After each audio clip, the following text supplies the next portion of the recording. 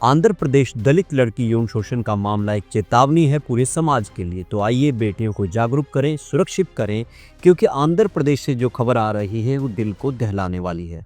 नमस्कार, मैं हूं नवल सिंह और आप देख रहे हैं शब्द मंच, आपकी बात आपका मंच। आज हम बात करेंगे एक ऐसी घटना की जो न सिर्फ एक खबर है बल्कि हर उस परिवार के लिए चेतावनी की घंटी है जहां बेटियां और किशोरियां बड़ी हो रही हैं। ये कहानी जो कि सच्ची है, ये आपको झकझोर कर रख देगी, लेकिन इसे सुनना और समझना जरूरी है ताकि हम अपनी बेटियों को सुरक्षित और जागरूक बना सकें।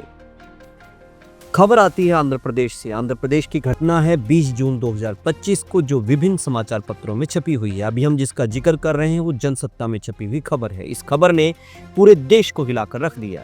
आंध्र प्रदेश के सत्यसाई जिले में एक 15 साल की दलित नाबालिग लड़की के साथ 14 लोगों ने 2 साल तक यौन शोषण किया, जब लड़की मात्र 13 साल की थी और 8वीं कक्षा में पढ़ती थी। तब ये अमानवीय सिलसिला शुरू हुआ। अब वो 8 महीने से गर्भवती है और अस्पताल में भर्ती है क्योंकि उसका गर्भपात संभव नहीं है। पुलिस ने इस मामले में 17 लोगों को गिरफ्तार किया है। इनमें 14 लोग वो हैं जिन्होंने इस जघन्य अपराध को अंजाम दिया और 3 लोग जिनमें एक नाबालिग सहपाठी भी शामिल है। इसकी जानकारी होने के बावजूद सबने चुप्पी साधे रखी। सत्यसाई जिले के पुलिस अधीक्षक ने बताया है कि 2 आरोपियों ने लड़कियों को धमकी दी, उनकी तस्वीरें और वीडियो बनाए, सोशल मीडिया पर वायरल करने की धमकी देकर उसका यौन शोषण किया। इस वीडियो और तस्वीरों का इस्तेमाल अन्य लोगों ने भी उसे ब्लैकमेल करने में किया। पुलिस का यह भी कहना है कि लड़की की कम उम्र, उसकी दलित जाति और उसकी कमजोर सामाजिक स्थिति ने उसे इस अपराध का शिकार बनाया।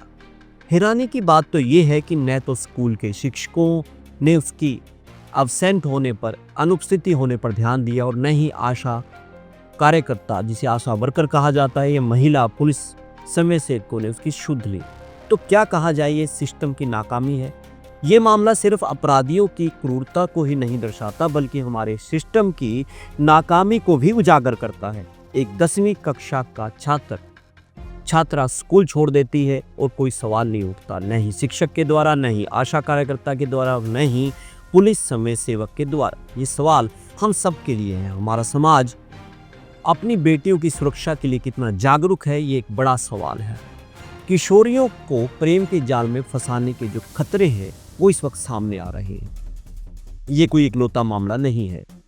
छोटी उम्र की बच्ची और किशोरियों को प्रेम का झांसा देकर उनकी तस्वीरें और वीडियो बनाकर ब्लैकमेल करना ये लगभग एक पैटर्न बन चुका है। 13 से 17 साल की उम्र में ये खतरे और भी बढ़ जाते हैं, क्योंकि किशोर अवस्था एक ऐसा दौर होता है जब बच्चे अपने शरीर और भावनाओं में हो रहे बदलाव को समझने की कोशिश कर रहे होते हैं। लेकिन सोशल मीडिया, फिल्में और भद्दे अश्लील भ्रामक गाने अक्सर भ्रम पैदा करते हैं। खास करके लड़कियों को ये समझना जरूरी है कि हर आकर्षण प्रेम नहीं होता, ये बहुधा हमेशा कई बार हवस का जाल होता। लड़कियों को ये भी समझना जरूरी है कि हर हीरो दिख रहा लड़का सच्चा नहीं होता, हर चेहरा सच्चा नहीं होता, हर लड़का हीरो नहीं होता। और इसी के साथ लड़कों को भी ये समझाना चाहिए कि गलत समाज में जो गलत धारणाएं उनके द्वारा फैलाई जा रही हैं कि लड़की हंसी तो फंसी, उनके इस बात को समझना होगा कि उनके अपने परिवार में भी बेटियां हैं, उनकी बहनें भी हैं। और इसी तरह से सामाजिक और सांस्कृतिक प्रभाव की बात करें तो आज हमारे समाज में कुछ गाने, डांस प्रतियोगिताएं, सोशल मीडिया रील्स भ्रम और अश्लीलता को बढ़ावा दे रहे हैं। छोटी ड्रेस में बम लग दिए हैं मैंने जैसे गाने जब परिवारों की पसंद बन जाएं, बच्चों के कदम इस पर बहकने लगें तो खतरा और भी बढ़ जाता है।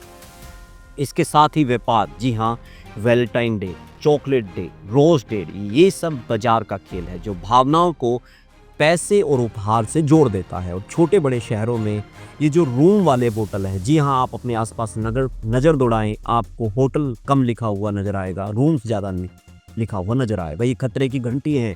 ये वो सब जगह हैं जहाँ ब्लैकमेलिंग और शोषण की खबरें बनती हैं। और बेटी और बेटों को ये भी सिखाएं, खास तौर पर बेटियों को समझाएं कि हर गलती से सीखा जा सकता है, लेकिन जानबूझकर गलती ना करें। अगर कोई ब्लैकमेल करे तो तुरंत परिवार और पुलिस को सूचित करें। नकारात्मक विचारों से दूर रहें, नशे से बचें। याद रखें, हर रात के बाद सुबह होती है। आपका जीवन अनमोल है, इसे अपनी मंजिल बनाएं। बेटों को भी समझाएं कि समाज में सही संस्कृति फैलाएं, उसका साथ दें, गलत धारणाएं मत बनाएं, अपनी बहनों, अपनी बेटियों के बारे में सोचें। क्या आप चाहेंगे कि कोई उनकी भी जिंदगी बर्बाद कर दे? प्रेम जीवन का एक हिस्सा है, लेकिन हवस अपराध है। अभिभावकों के लिए भी ये जानकारी जरूरी है कि अभिभावक इस बात को जाने कि अपनी बेटियों और बेटों से खुलकर बात करें। मासिक धर्म, प्रेम और शारीरिक बदलाव जैसे विषयों को छिपा हुआ विषय मत बनाएं, इन पर बातचीत करें। बच्चों को आत्मविश्वास और जागरूकता दें ताकि वो किसी भी बदलाव का सामना होते ही उसको समझ पाए और किसी भी दबाव में न आए।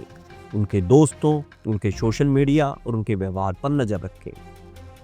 आंध्र प्रदेश की जो घटना घटी है जिसमें एक बेटी इस तरह के शोषण का शिकार हुई है, ये पूरे समाज के लिए चेतावनी है, खतरे की घंटी है, जो हमें याद दिलाती है कि हमें अपनी बेटियों को न सिर्फ प्यार देना है बल्कि उन्हें मजबूत और जागरूक बनाना है।